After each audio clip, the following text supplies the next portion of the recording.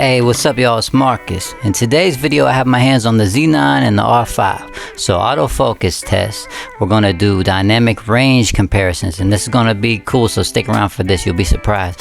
We're going to do video file comparisons and video autofocus tests, and we're really going to go deep diving into this. It's going to be a longer video, so I'm going to put chapter points in there for you guys. Also, Lens Rentals gave me a 15% off coupon for you guys if you use my link below if you want to rent any one of these and check it out, see what's right for you, if you like it, if you don't like it. And also I'm having a $25 off my course sale, so stick around for that preview and then we'll hop into the video. Please go to ProPhotoEdits.com where you can download my Lightroom presets and Photoshop actions. And I just want to remind you guys that my online creative lighting and editing course is up right now. I get asked about this every single day on Instagram. If you're not following me, the link will be down below. But how do you get these in-camera effects? I don't do any of this in Photoshop. This is all done in camera. So I put 12 courses in here, 12 different photo shoots, and I explain what tools I use to get these looks in camera. And I usually just use one light. Sometimes I use one light and one LED, but I don't have a dynamic lighting setup. Everything you're looking at here right now is explained in the course. We're over, I think, 300 or 400 people in the course right now, so it's really growing and people are really happy with this. And we've just added some extra things that you're looking at right now with the light throwing technique, all done in camera. So you get the raw files, the Lightroom presets, the Photoshop actions, screen recording. I have me editing these looks that you're looking at now, and I've also included a new creative gelling course to get you these looks like this in camera, so consider that. Okay guys, so remember, raw files will be in the link below, and check those out.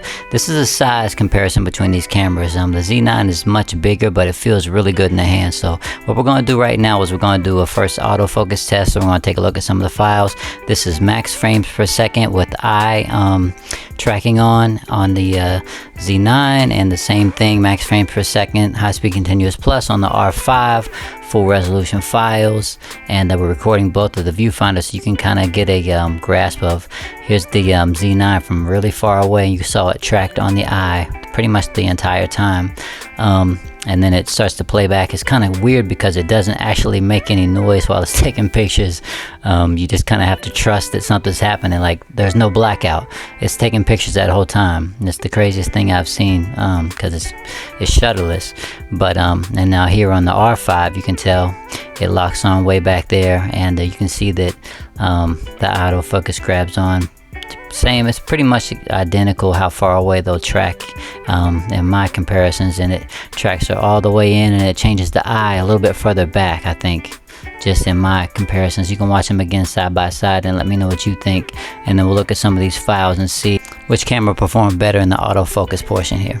Okay guys, let's get into the results of this autofocus test. Alright, so we had the R5 and the Z9, same lenses, 51.2, wide open at 1.2. We were at 1/1000th of a second, and you just saw the model running towards the camera. This is like the hardest test for a camera, something coming directly down the center, or just, you know, directly towards the camera. I'm gonna just skip through some of these because you've seen how far away they focus, and then obviously it's hitting all of these far away. It's going to take a second to load some of these, but that's definitely in focus on my end. And I'm just using autofocus on both cameras, and I'll skip ahead a little bit because there's so many frames once it loads. All right, now any blur that you see is going to be motion blur just because of the shutter speed.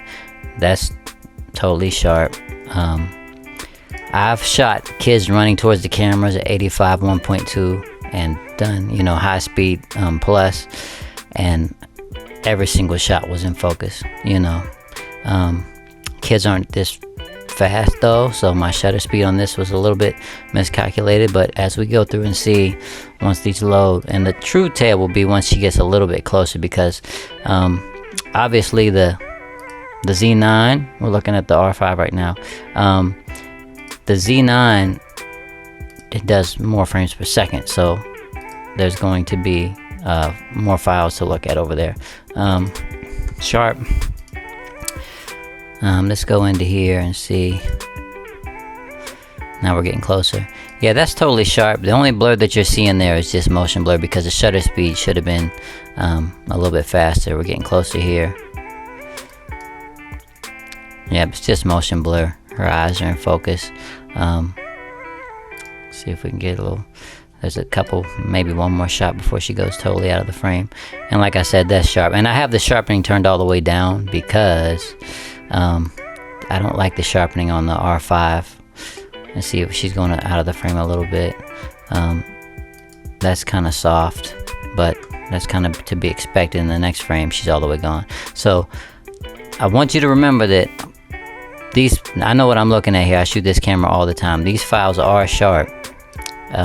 Problem that you're going to have is I put the shutter speed too low. Okay, so now we're on the Z9, 60 ISO 64, 1/1000th of a second, 50mm 1.2. As you saw in the intro. Now look, there's going to be a lot more shots here because, and I'm just going to skip through them, it's shooting a lot faster, more frames per second. The camera is very strange in the sense that it just takes some getting used to. It doesn't make any noise, I mean, because it's shutterless, and it doesn't black out at all. It's just, I had to keep checking to see if I was actually taking pictures. There's no blackout. It doesn't give you any indication. I'm sure you could probably turn something on that would beep or something. So what I noticed, I already looked at these files, and what I noticed was this is the best mirrorless Nikon camera that's, you know, ever been produced, obviously, but some of these shots, and I think the 50 on the Z side is a little bit softer than the 50 on the RF. I like them both a lot, but it's not missing focus at all. And this is as many frames per second as you can get at max resolution, right? Look, sharp. Only thing again you're gonna see is, I'm just skipping ahead because I've looked at all these and it really didn't miss anything. You're gonna see some motion blur. Okay, so this is some of the things that you have, and I think the autofocus on the eye autofocus is not quite to the level of the R5. It's back focusing a little bit here. I don't usually get that on the R5 no matter what. Again, the ear is in focus. Now, is that better than any other Nikon camera produced? Yes. I mean, because look right back here, it's back on the eyes again, and that's totally sharp. Her ears are soft now and her eyes are sharp. Again, any blur you're going to see is going to be motion blur, and we're just racking off the frames per second. See, the eyes are sharp, and I've shot this lens before. It's a little bit softer than the RF, but in a pleasing way to me. Some people don't like that. The bokeh is a tiny bit nicer than the RF, but I mean, you're splitting hairs there. And this is just anything that's not totally sharp. There's motion blur because 1/1000th of a second, 1/2000th of a second would have got stellar results. Just trust me on that. The only thing that I found is sometimes, and this is, we're looking at maybe 50 shots here. Sometimes you have a little bit of, you know, back focusing for just a shot or two. So this is a really expensive camera on the Z side, but if you think about its competitors, it's really not, because the R3 is more expensive, and this is considered like what the R1 is going to be for the Nikon side, with its capabilities. So it's really more affordable than the competitors on the Sony side and on the Canon side, definitely. All right, so let's get into some of these dynamic range tests. Before we do dynamic range, I just want to show you some BTS in the studio to show you that they're both really incredible in the studio. And we'll look at a couple studio files with the strobe is what I'm trying to say here. And then we'll hop into the indoor and outdoor dynamic range. Now briefly, just I want to show you these files. These are unedited. These are just with my editorial glow preset on there. Studio files, and I'm just doing some lighting tricks. So my images will look a little bit different than the Z9 because I didn't have her set up to, you know, do the exact same in-camera tricks that I teach in my course, but I was just, you know, messing around with that. So this is an R5 file, and I think in the studio it's a wash. You know, they both perform incredibly. And yeah, this is a Z9 file, which doesn't have same thing, and with the preset on there. They both perform incredibly in the studio. There's nothing. There was no qualms, no issues I had, except for it's hard to get used to the Z9 not making any sound. I guess you could turn on the beep or turn on auto preview or a replay, just so you could see what you were doing, that I actually took a picture, because there's zero blackout. It's the craziest thing I've seen. But file comparison on both, now I've looked at a ton more files than you guys are actually seeing here. I can tell you color differences are very small. This file is seems a little bit brighter on the highlight side, but I also moved the light a little bit closer and I exposed a little different. And plus I have my 35 on this side, and she had her 50 on, because that's a lens she brought. But yeah, colors on both in the studio and dynamic range, just for like natural shots. If you're just like an editing person, I don't think you're gonna have any problems with either. Like I said, it's only when you start to push the files outdoor natural light, or just natural light in general, I think you're going to run into a little bit some issues in the dynamic range side on the Z9 that you wouldn't on the Z7 series. But it's a trade-off, right? So in the studio, awesome, epic, great files. I'd take either one of them all day long and be totally happy.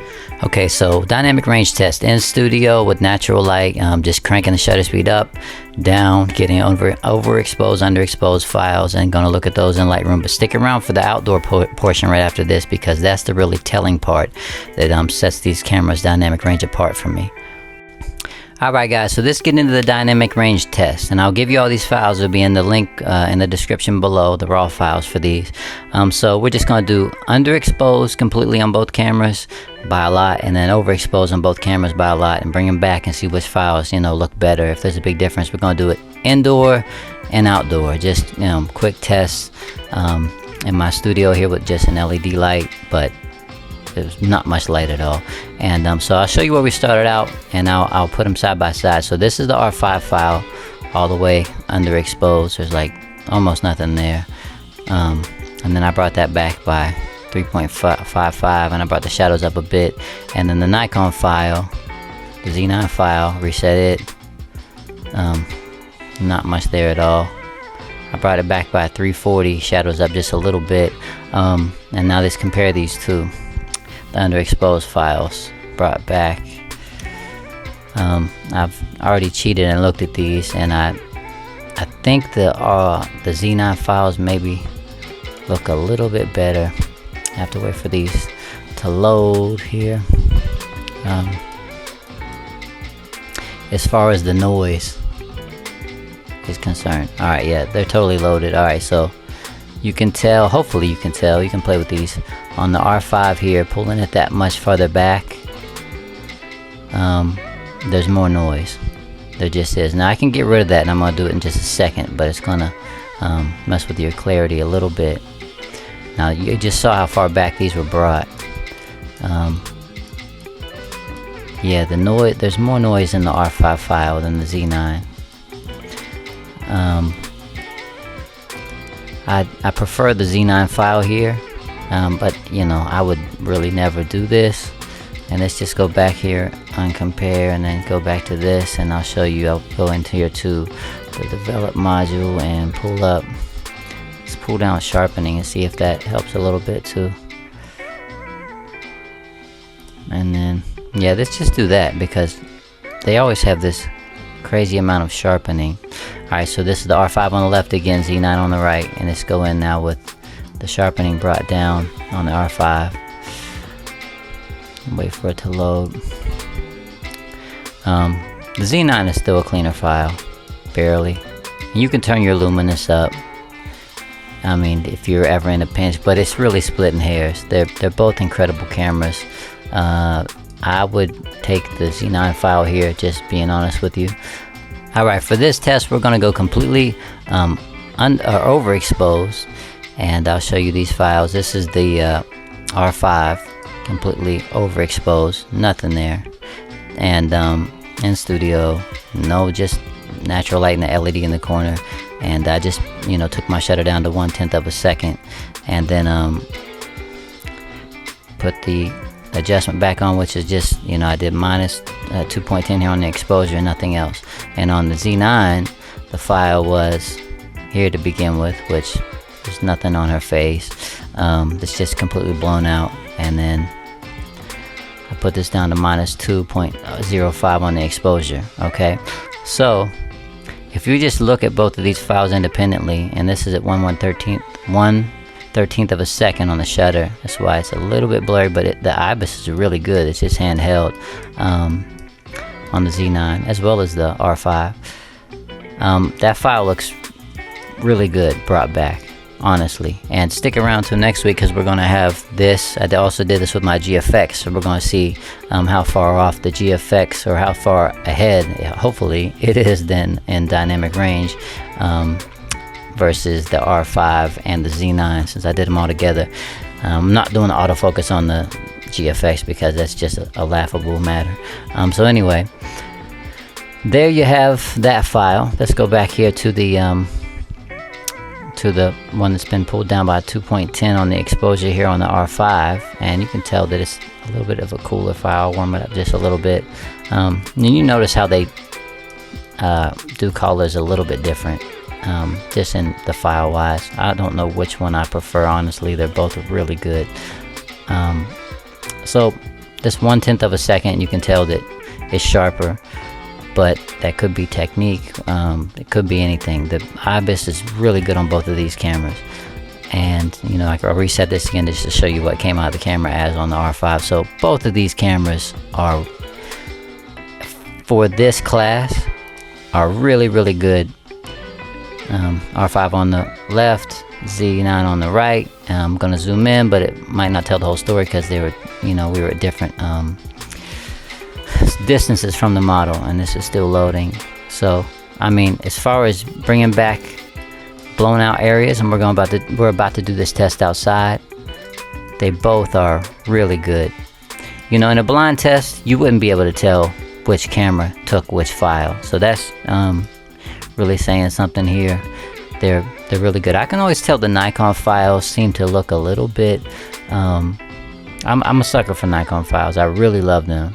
Yeah, so I think it's just, there's something about them, the color, that I really like. I could never put my finger on it. I just know that I like it a little bit better. But you know, I'm a full-time Canon shooter right now. I have a Z, remnants of a Z system, but I haven't put it all back together yet, just because I'm kind of waiting, just like everybody else, to see what they do, if there's a Z8 or not. Okay guys, now let's do the outside test. We're going to do the outdoor test, and I'm going to show you files from what I would consider just a regular exposure, exposing for the background. It's just the sun was setting a little bit, natural light, and then I'm gonna show you a completely underexposed shot, a completely overexposed shot on both cameras, and at 1.2 of course, and then I'm gonna you know, pull them back to, you know, where the exposure should be, and we're gonna see if any of the files break. And this is going to be really kind of eye-opening here, and I'll show you why in just a second. I want you guys to comment and let me know what you think, anyone who actually has the Z9, because I know it's a different sensor than the Z7 series, which is probably the pinnacle dynamic range wise, but there's something strange going on with the Z9 files in the highlight realm, and I don't know if it's because it's a Sony sensor that potentially is in the it's one of the Alpha series sensors in the Z9, but I'll show you in just a second. And I've talked about this numerous times, why I don't shoot Sony, because I shot it for a while and the highlight recovery was kind of just strange. I never had that problem on any other camera, and definitely didn't have it on my Z7, so this is strange to me. Okay, so here, we're gonna start with the R5s, okay? 1.2 ISO as low as it can go over here natively is 100, and reset this file. Nothing to reset because this is the one that's natural file, and then I'm gonna come over here and see where the natural file is. Okay, so let's compare these two first. This is going to be just exposure straight out of the camera on both, okay? And 2 stars is going to be the Nikon, 1 star is going to be the R5. So now the R5 is over here on the right and the Z9 is over here on the left. So actually let me get out of here and I'm going to pump the exposure up a little bit on the R5 file so it'll match. And I'll give you these files and you can play with them yourself to see that I'm not manipulating these in any way, because I don't really care about this test and who wins or loses or what you consider winning or losing. I don't care, but people, you know, are investing in systems here. So okay, so we're back to the R5 on the left and the Z9 on the right, and download these and check them out yourself. So this is just, I had to bump up the exposure on the R5 a little bit to match, and you know, like I said, the R5 focusing system is always on. It's always on. I've noticed the Z9 was on a lot of the times, but sometimes it was not, as far as eye autofocus goes. And it could just be that the 50mm 1.2 on the Z is a little bit softer overall, but I've had better results than this. So don't take this as an autofocus test, even though we're seeing some of what can happen. It's just real life, and I'm not pulling any punches here. I just, like I said, I don't care who wins or loses. You can tell that if we were looking at lens wise, the fall off on both is really, really pretty. Just look at the bokeh in the background. I think I like the Z lens better bokeh wise. It's a little bit softer, but also it could be this just a softer lens in general.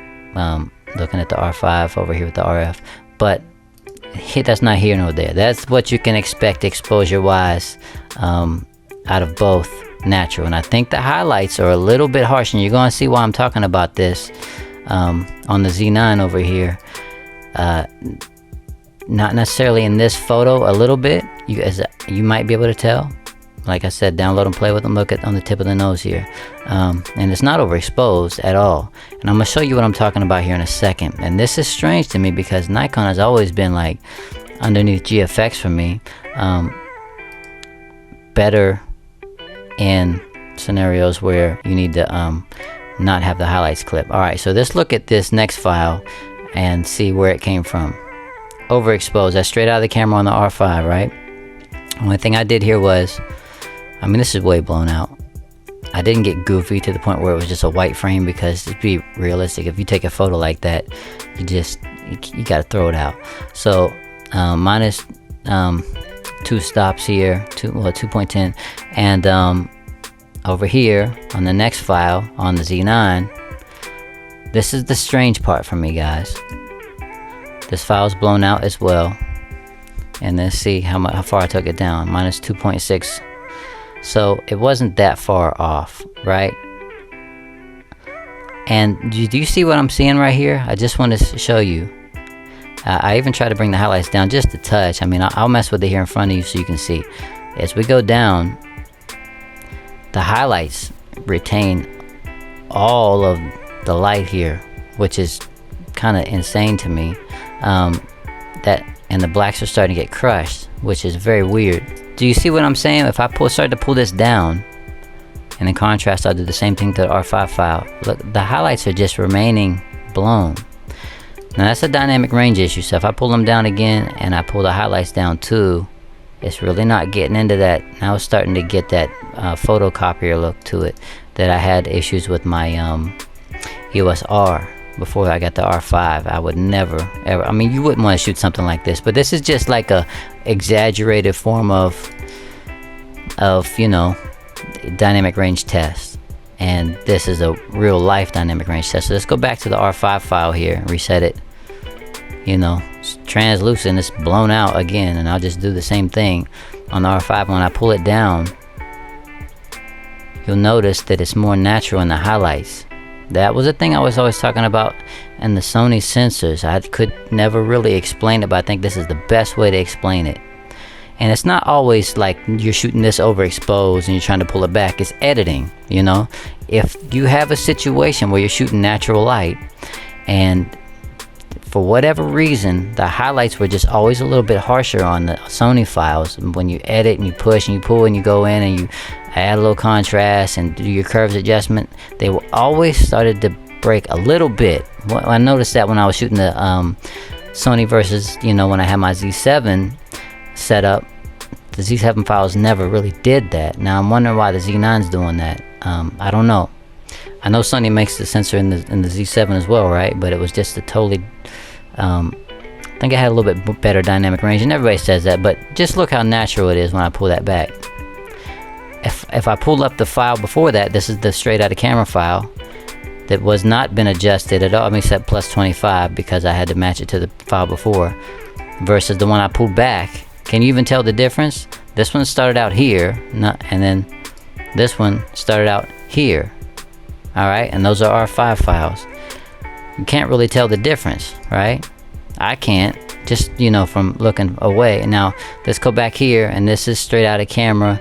Hasn't been adjusted at all on the Z9, and this is we're gonna straight out of camera on the Z9 overexposed, and I'm gonna bring this back to where I think it's somewhere near, and you can just see it starting to break.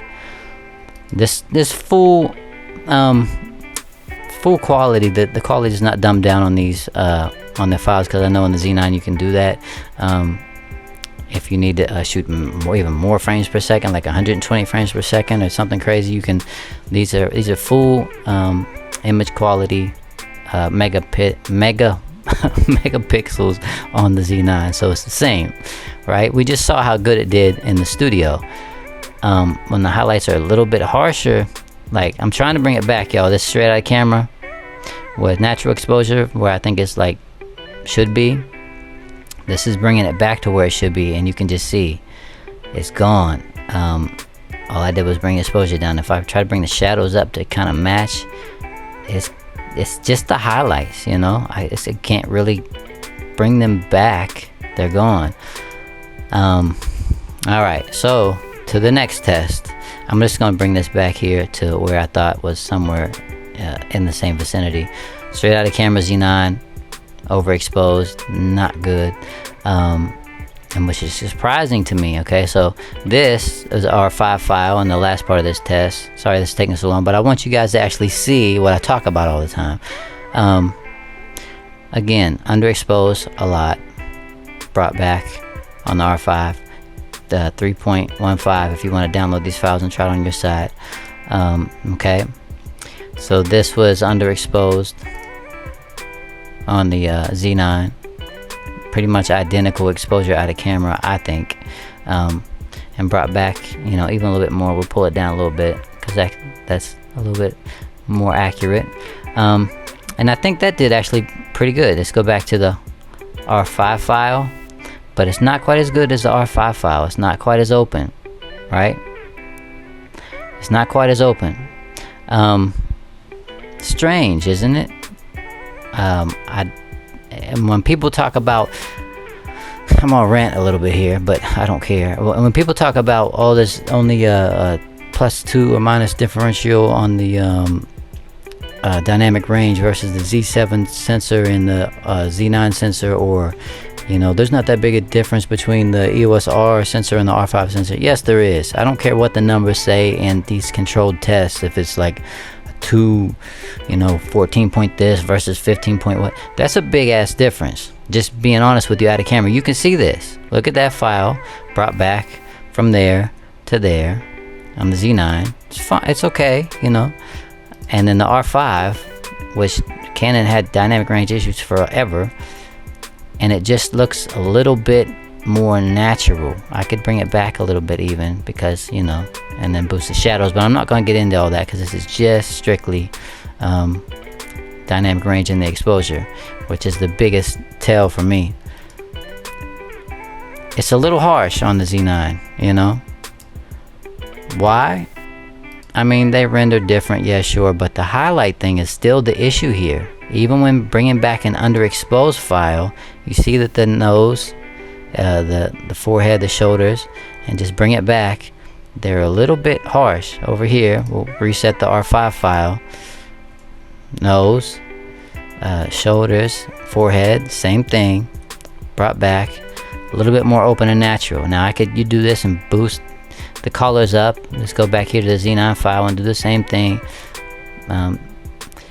It's not that it's bad, I'm not saying that at all, you know, the shadows are, but I feel like it's on the verge of breaking, and this file is not. Now if you look at my R5 versus Z7 test, Z7 II test, you'll see that I felt the exact opposite. I thought the Z7 dynamic range test that I did just with my son in the backyard, and I knew this because I've shot them both for a while, was leaps ahead in natural light than the R5, you know, a decent amount, enough to say wow. But the autofocus, you know, on the Z7 is not anywhere near as usable for professional stuff. Alright, so download these files and then tell me what you think. I really want to know what you think. I don't have a dog in this race, I really don't care. So we're going to look at the next portion of this, which is going to be the video autofocusing test and then the color grading test, and we'll get into that in a second too, and I'm going to need some advice from you guys on that, so let's check that out. Okay guys, so bear with me here. The 4K 120 on the Z9 is a NEV file. This can't be opened by Adobe at this point. I had to use Resolve to open it. What you're looking at this given time is a C-Log3 file from the R5, and I'm just looking at C-Log3, and now you're looking at one of my LUTs, or my LUT packs in the description below, and I try to, you see how open an area that is, and I try to I just threw a LUT on there in mind. It keeps it, like if you're at the movie theater and you're watching this, you're not watching this at the theater, but you're watching the movie, you see how it's open and airy. This kind of looks like a horror movie, something like that, like she's menacing or something like that. But you see, like when you grade it, it still has that cinematic look to it, and it's strange because I did everything in camera on the Z9 that I was supposed to do. I set it on N-Log, I set it on 4K 120. It was the maximum file size, and it gave me a proxy file, something I could watch back, the MP4, and then it gave me the NEV file. And the NEV file, I'll show you in a second the difference between the log file that I got from Canon, which we're watching right now, graded, ungraded, and then I'll show you what the difference is here on the graded. And I just had to use whatever was in Resolve as far as their LUT. So this was the Nikon file coming up right now, graded with just I couldn't use my LUT because it wouldn't let me import it because I just have the trial version of Resolve. But this is the NEV 4K 120, slowed down to regular speed. The tracking, I know this is supposed to be a tracking test as well, but they're exactly the same almost. Neither one of them really rack too much, and you'll see that it loses her a little bit here. So I'll say Nikon, it did that consistently, losing the face a little bit. But you can play with the settings and have it set to bounce back faster, you know, and it still didn't rack. So it's really good. And I do these in 4K 120 so you'll be able to see in real time, like slow, how they rack or don't rack. But this is what the log file looks like, the N-Log file for me. You see how the difference? There was the N-Log file. Here is the just with a very boring grade. I mean, it graded fine if you want that super punchy look, but that's just not what I like. I was very surprised by the log file, and if I'm doing something wrong here, let me know. But I tried everything. I turned off everything in Resolve. The NEV file I'll try to put in the Dropbox too, so you can mess with it, but there's nothing that I can put it into besides Resolve, you know, to check it out, because NEV is such a new file, I guess, from Nikon. Okay, so to recap, here is the log file, the N-Log file from the Z9, which is not as airy as I would expect from a log file, real-time speed. Here is the very boring grade inside of Resolve at slowed down to 24 frames per second, and you can see that it's really punchy if you like that type of thing, but I expect a log file to look like what we're about to see here from C-Log 3 on the R5 right now. That's what a log file looks like to me. If I didn't want that, I would just shoot it in Faithful. And there's like a cinematic grade, one of the less out of my pack below. But I don't know, guys. If I did something wrong, let me know. I went to great lengths to try to put this on, and it gave me the NEV file like it's supposed to. Photo Miyake, if you're listening, maybe you can chime in. I know you have this. I like the Canon files way better, because if I didn't want it to look like this, I would just turn log off and I would shoot it in like Faithful or something like that, and I could get something way closer to as punchy as a Z9, or I could just, you know, use one of my different LUTs. It's totally, you know, I like the cinematic look a little bit better, but 4K 120 autofocus, I mean autofocus in general, on both is really good. And you're just looking at me walk towards her now. The IBIS on both of them is really good. You have sport mode and stuff like that on the Z9, but the Z9 is a really good video camera now, and it does, you know, 8K 60 RAW, which is crazy. But I would say that the files, if what I did is correct, the files, they don't look log to me. It's kind of strange.